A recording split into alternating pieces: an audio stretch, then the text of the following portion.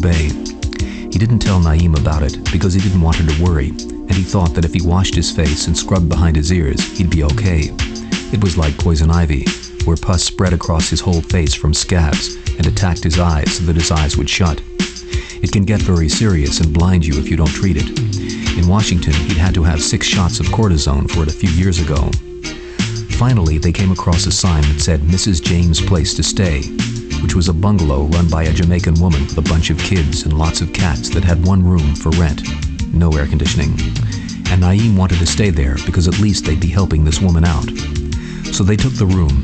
The house was just off the beach, and there were tourists from nearby hotels and local people trying to sell ganja. "Hey man, you want some ganja?" And women who offered to lotion you down with the oil from a local plant, and other people who sold juices. And there was a man who caught fish and barbecued them on the beach, and another was barbecuing a chicken. And boats would pull into shore offering you rides out to the coral. And in the distance, out on the water, you'd see people on rented jet skis, and others wearing parachutes floating above the ocean pulled by motorboats. After the first night, he found that the infection had spread over half of his face, so one eye was completely shut. He was terribly uncomfortable, could barely function, had a fever, and felt as if he was in hell, and all he wanted to do was get out of there. And then one afternoon, a Jamaican man began to hassle him about being with Naeem. He said, "Hey man, what are you doing with one of our women? You don't deserve such a beautiful woman." They were walking along the beach, and he turned around and said, "You want to fight? Come on, let's fight." And the whole beach became quiet. And Naeem said, come on, he's not worth it." And the man just froze. Later, when they walked into town, the man was waiting on the other side of the bridge, and he thought, "Oh God, this guy really does want to fight after all." But as they walked by, the man said, "Hey man, I didn't mean to insult you with your woman." And he said, "It's all right, forget it." And they talked to Miss Jane, who told them that the people on the island are a passive lot. As long as they can smoke ganja all the time, that keeps them docile. Her children had been fostered by different men, and she said the schools were terrible, and the white people who lived in the beautiful homes in town sent their children to exclusive private schools no blacks could afford on the island. He went to a nearby hotel to call and make arrangements for their trip back to Washington. They'd flown down Air Florida, but just that week Air Florida went bankrupt and all the planes were grounded. And he spent 3 hours trying to get through and book a flight with another airline. They took the same type of bus back, but there were Americans on this one, and there was an incident. One of the American women began to scream and shriek as if she was possessed by an evil spirit. They didn't know what had happened to her. And then it came out a bee had flown into her blouse. When they came into Montego Bay, out in the water they could see a U.S. destroyer. It seemed huge. It dwarfed everything nearby. They went right to the airport and flew back to the States. And he saw his doctor the next morning in Washington, who shot him full of cortisone, and in 24 hours the inflammation went away. But the trip had solved nothing, and he wondered, what would they do now?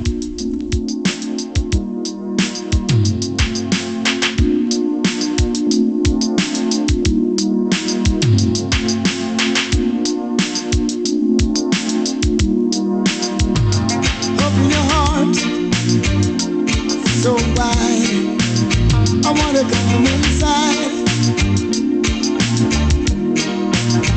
If you have that love, you better give me with the spiritual feeling. Oh, spiritual healing. So everybody gets us higher feeling. But way deep down inside, spiritual healing, so good, good, good, good for your back feeling. Spiritual healing, so good. Shortly after returning, Naeem asked him if her mother could stay at his apartment. She would be visiting briefly and he could stay at the studio of his friends. So he moved out. Then one night, Naeem invited him over for dinner, and he went through the strange experience of coming to his own apartment for dinner as a guest, pretending he didn't live there, that he was just a friend. He asked Naeem's mother how she liked America, and she answered, "Don't you want to live with your family or near them?" Life in America was inconceivable to her. All America consisted of people living in tiny cubicles, separated from one another. After she returned to Yemen, he and Naim went to a play called Gardenia by John Guare, about people who attempt to build a utopia after the Civil War. The play traces the dying of the dream.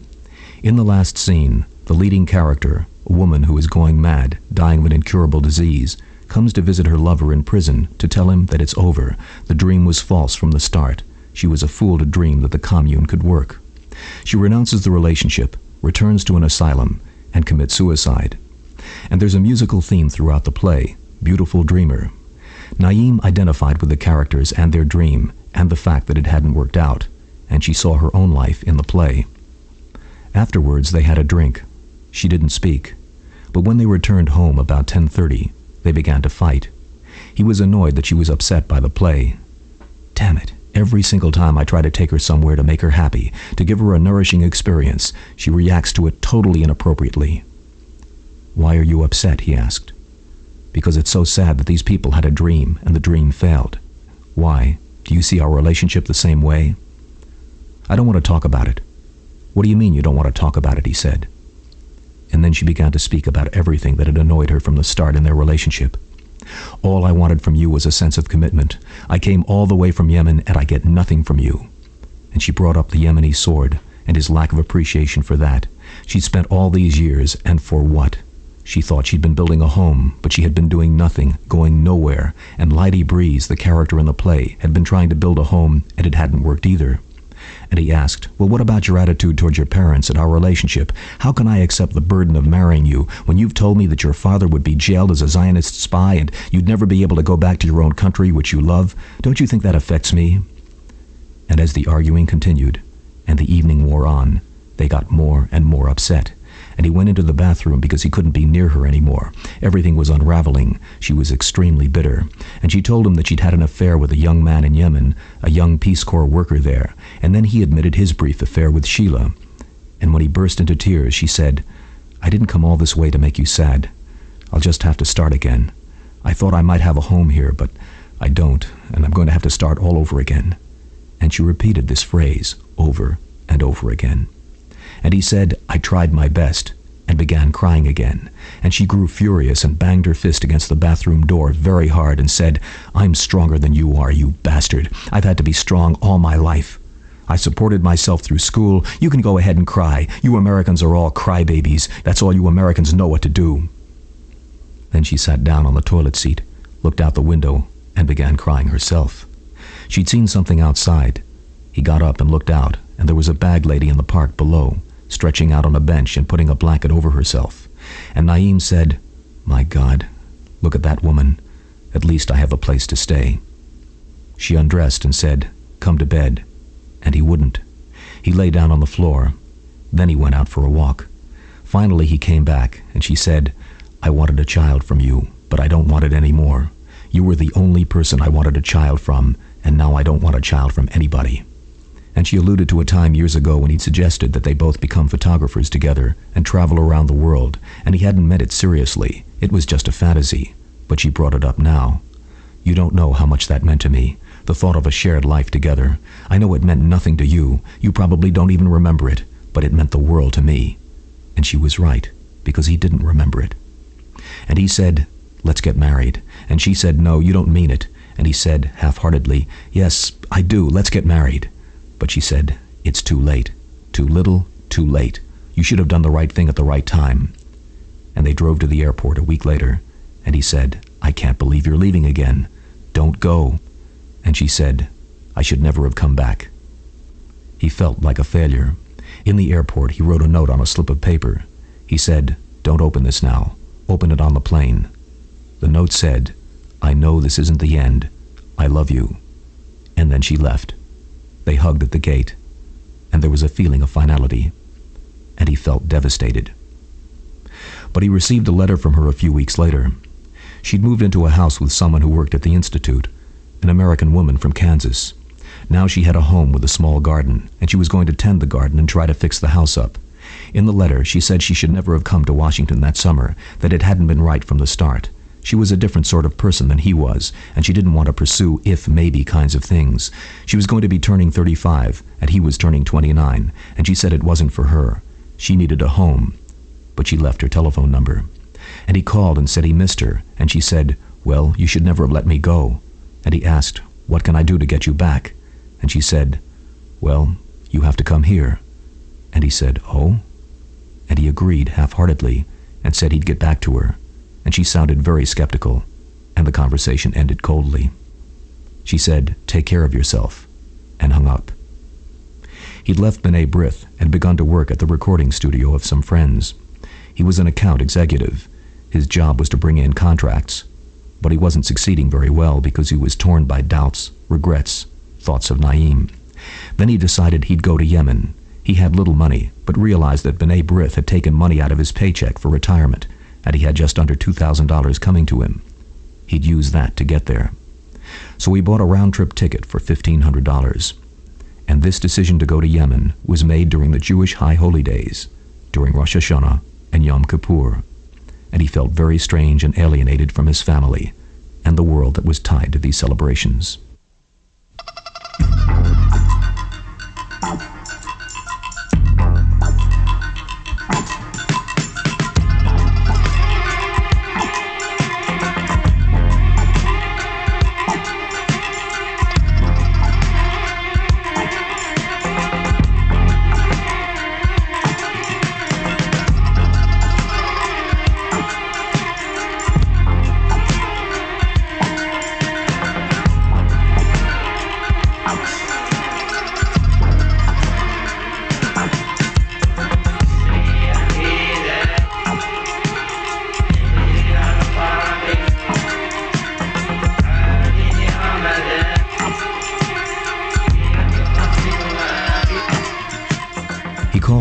Gave her the time of arrival, and she gave him a long list of items to bring with him.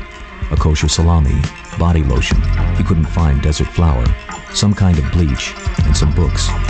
He asked one of the women at the studio to help him buy Naeem some jewelry. Naeem loved jewelry. She'd always stop at stands on the street that sold necklaces, bracelets, pins. There was an Afro-American arts and crafts store across the street, and they picked out a pair of gold earrings. Then he flew to Gatwick in England and changed to Yemen Airlines, a real third-world scene, families traditionally dressed in Muslim garb, women swathed in black robes, their heads covered. Every announcement was in English and Arabic, and with each stop, Rome, then Athens, they picked up more and more people, so that by the time they headed into Riyadh, Saudi Arabia, the plane was crammed with men, women, children, and it was a little like the bus ride in Jamaica. There are 1.5 million Yemeni laborers in Saudi Arabia, and Yemeni migrant workers traditionally dressed in layers of colored robes, wearing swords, a tough-looking group filled up the plane. And no one paid any attention to the no-smoking sign. They were all smoking and chewing khat, their cheeks blown out. As they approached Yemen, they played Arabic music over the intercom of the plane. He got off onto the tarmac. There were soldiers with submachine guns. The airport terminal was almost bare. Most of the internal furnishings had not been put in. The guards led you to immigration. A level above, there was tinted glass that overlooked the arrival area, and through the tinted glass, he saw Naeem. He noted a tint of gray in her hair, and she wore sunglasses, so she wouldn't be identified. And when he caught her eye, she raised her hand to the height of her chin, didn't even wave, just wanted him to know that she'd seen him, which seemed to imply that he shouldn't wave back. When they met, she said quietly, "Do not touch me." They walked to her car and put the bags in, and she looked around, and only then did they kiss, briefly, and he said, "I can't believe I'm here."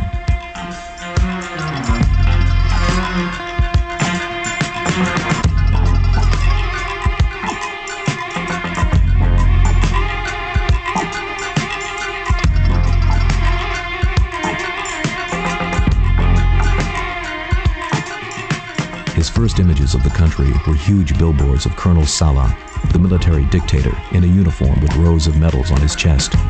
He looked directly into the camera and appeared both fatherly and firm. Naeem drove him to her house and laid down the rules. No one must know about their relationship. You're my roommate's lover, the woman from Kansas who worked for the Peace Corps, but you'll stay with me. When they got to the house, they went into the bedroom, took off their clothes, and made love. Then he gave her the supplies she'd asked for and said, "I also have a special present for you." She said, "Oh, really?" And he gave her the small box with the earrings inside. And it suddenly dawned on him she might think it was an engagement ring, and he felt his heart sink. But when she opened it, she didn't show any sign of disappointment. "This is the first time you've ever bought me jewelry," she said. Then he went to sleep, and he didn't wake up until late the next morning. That day, she drove him into Sana'a, the capital city. It was Thursday, the first day of her weekend. Sana'a was a labyrinth of twisted, narrow dirt streets, choked with swirling dust raised by cars, trucks, and motorcycles, trying to edge their way, horns honking through crowds of Arabs, many wearing jambiyas, the traditional Yemeni daggers. And he suddenly felt his life was in danger. In Hebrew school, he perceived Arabs as crazy fanatics, burning Israeli flags, planting bombs, and machine gunning civilians, and he now experienced a visceral feeling of panic. The women were all swathed in black robes, veils covering their eyes, even the little girls, and Naim spoke bitterly of the Muslim brothers who'd started the fundamentalist movement in Egypt in the 1920s. She was very upset at the treatment of women. Then they were in the center of the city, called Independence Square. In the middle was the tank that had fired the shot that broke the wall of the Imam's palace and started the revolution. There were what appeared to be Christmas lights strung from the buildings. Naim said they were still up from Independence Day, which had been celebrated on September 26th. The stone and mud brick buildings of the city, 3 and 4 stories high, with stained glass windows and whitewashed plaster, looked like gingerbread houses. Stained glass windows played a large part in Yemeni architecture, and he was surprised to see the Star of David in many of them. He asked, "What's the Star of David doing in that glasswork?" And she said, "Oh, that's all over Yemen." "Oh, really?" "Yes, it's considered one of the Yemeni design symbols." And he asked, "Does that have anything to do with the Yemeni Jews who work the jewelry?" She said she didn't know, but maybe. The East German embassy was across the street from her house, and there was a Yemeni soldier there to guard it. She half suspected he was there to keep an eye on her too. Every time they went out and came back, he was sitting there with his rifle. On Monday, Susan, Naim's roommate from America, came bouncing in and asked him, "Are you going to run in the hash?" He asked her what a hash was, and she explained that it was a weekly marathon run attended by foreign embassy people, a somewhat surreal event that lasted about 5 hours. It had been started by British soldiers in Malaysia and had been named after a bar the soldiers drank beer at after the run. What happened was that the embassy personnel would gather in a different remote spot outside the city every week. A path would be marked out by whoever was sponsoring the hash. They'd spray paint a trail by marking red spots on rocks at intervals, but the trails would be hard to follow because these markings would appear at such considerable distances from each other, you never knew if you were still running in the right direction or not. And sometimes everybody would fan out, looking for the next red marker, and the one who picked up the trail again would have to shout to the others, who'd turn and follow. He decided to try it, and drove with Susan and Naim to the start-off point. There were about 50 people standing around in running gear, British embassy personnel, Americans, including a few Marines, some Orientals, and some Yemeni English language students from the Institute. The race began, and he found himself doing as much hill, gorge, and mountain climbing, scampering over small to medium-sized rocks, as he did running.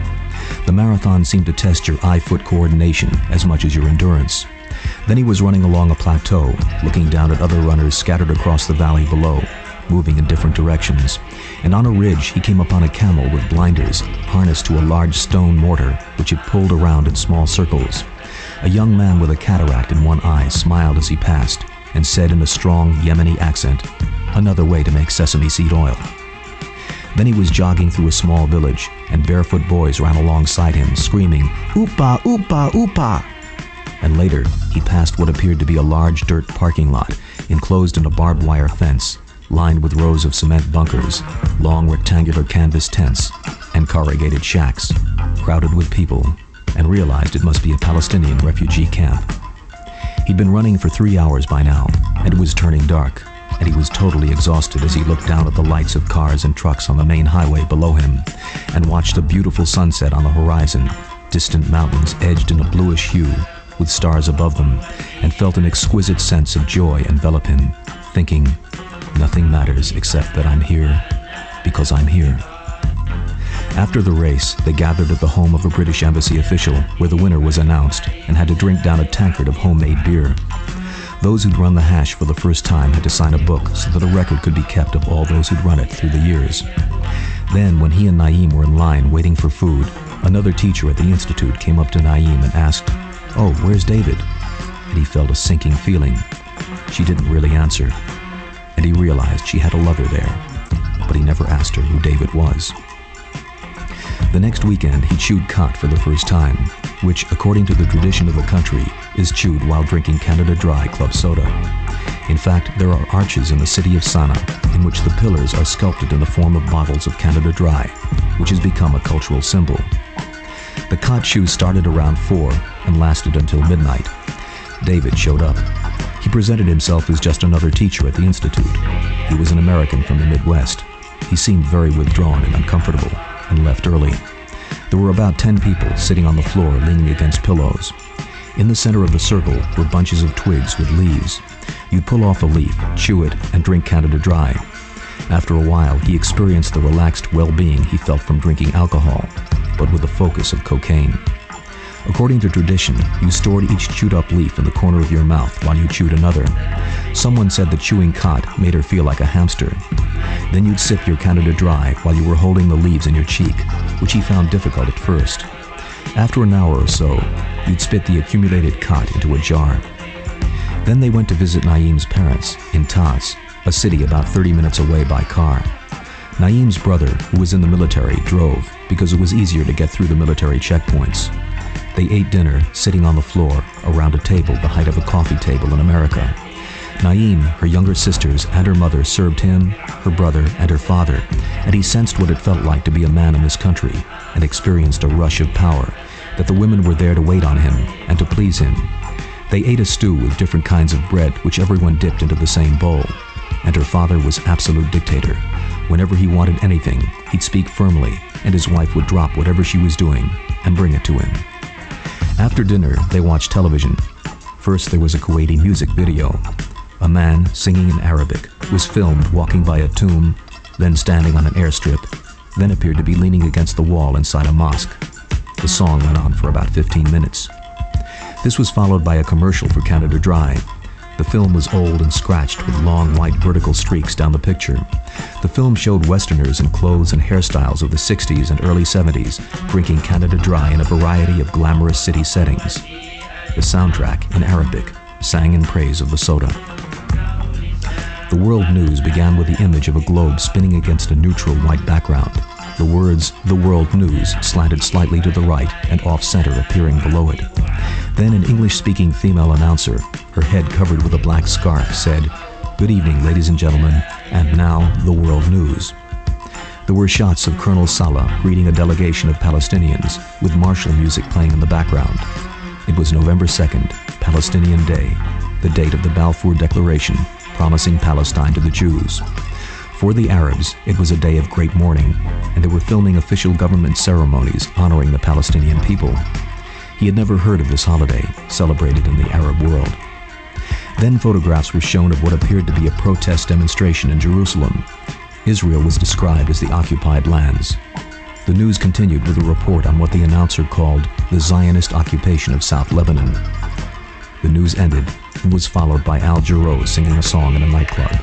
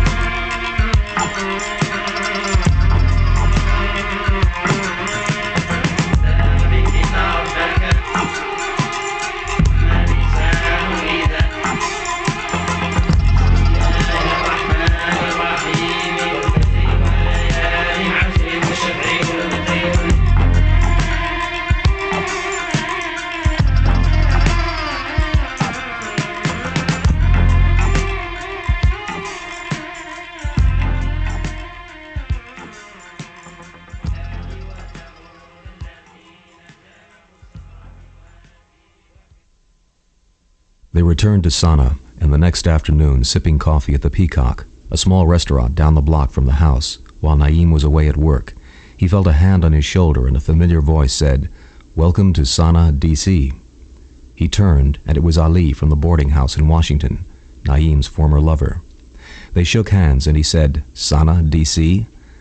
"Yes," Ali said, "Dust City," and laughed. "But what are you doing here? I thought you were at Harvard." "I decided I could be more useful here. And I can guess what brought you here, too. Naeem." He nodded and said, "Please, sit down, join me." Ali pulled up a chair and ordered a beer. There was no longer any trace of bitterness. He seemed very friendly. "So how do you like Yemen?" he asked. "Well, I just arrived here a few days ago.